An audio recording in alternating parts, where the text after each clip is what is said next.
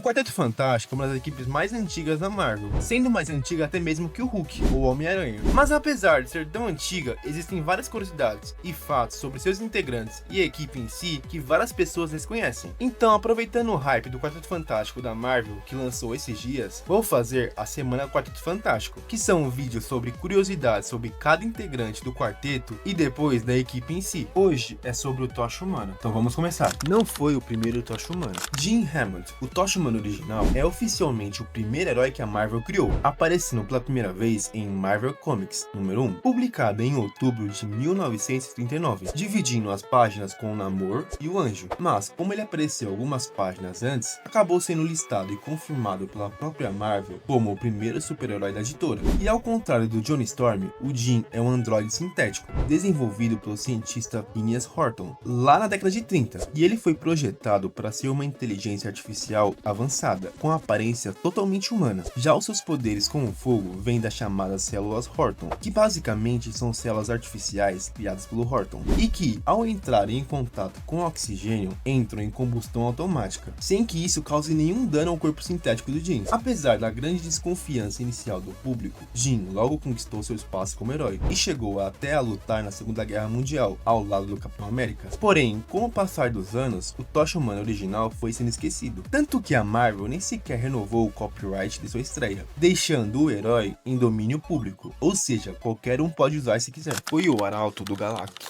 Em Quarteto Fantástico número 520, escrito por Mark Waid, o Galactus, o Devorador de Mundos, estava num momento de fome desesperadora e também bem enfraquecido, porque o Quarteto Fantástico vivia atrapalhando os planos dele. Isso fez com que ele perdesse a paciência de vez com o grupo, mas ao invés de atacar diretamente, ele fez algo totalmente inesperado: sequestrou o Johnny Storm. Além de querer causar uma dor emocional no grupo, o Galactus acreditava que o Johnny era o mais emocional e imaturo da equipe, e por isso mesmo o mais fácil de manipular. Durante o sequestro, ele injetou uma fração do poder cósmico no Johnny, o transformando completamente no novo Arauto de Galactus. Durante essa fase, o Johnny começou a ajudar o Galactus a localizar planetas e se tornou absurdamente poderoso. Só que mesmo com toda essa transformação, ele ainda reteve parte da humanidade, e com o tempo ele começou a resistir às ordens do Galactus, descobrindo uma forma de enganá-lo, sugerindo um mundo sem vida inteligente. No final da história, com a ajuda do Reed Richards, ele consegue usar seus poderes cósmicos para liberar universos inteiros do controle do Galactus, e depois decide rejeitar de vez a transformação cósmica. Tem um transtorno de estresse pós-traumático. Durante a saga chamada 3, uma brecha entre a Terra e a Zona Negativa é aberta. Enquanto o Reed Richards e o Coisa tentam impedir uma invasão, o Johnny acaba ficando para trás, lutando sozinho contra uma horda de monstros da Zona Negativa, segurando a barreira para que o grupo conseguisse escapar. No final da edição, ele é visto sendo cercado e aparentemente morrendo ao ativar sua chama máxima e ser engolido pela multidão, mas na verdade ele não tinha morrido. Ele foi capturado vivo por um exército gigantesco de criaturas da Zona Negativa, liderada por ninguém menos que o Annihilus, o conquistador interdimensional. Annihilus queria transformar o Johnny em seu novo campeão de arena, um tipo de gladiador, para entreter os seres da Zona Negativa. E para criar o guerreiro perfeito, ele precisava quebrar o espírito do Johnny. Usando tecnologias de tortura e reanimação, ele fez o Johnny reviver a própria morte dezenas, centenas e talvez milhares de vezes, matando-o, curando e o matando de novo, num ciclo de sofrimento que durou o equivalente a 2 anos dentro da Zona Negativa, embora para o quarteto tenha passado apenas alguns meses. Depois desse segundo ano, o Johnny finalmente consegue reunir outros guerreiros capturados e liderar uma revolta contra o Imperador, e é assim que ele consegue escapar e voltar para a Terra, surpreendendo todo mundo na edição Quarteto Fantástico número 600, já que todos achavam que ele estava morto. Porém, quando Johnny voltou, ele não era mais o mesmo. Ele deixou de ter aquele lado cômico que sempre teve e passou a carregar traumas profundos, inclusive desenvolvendo PTSD severo.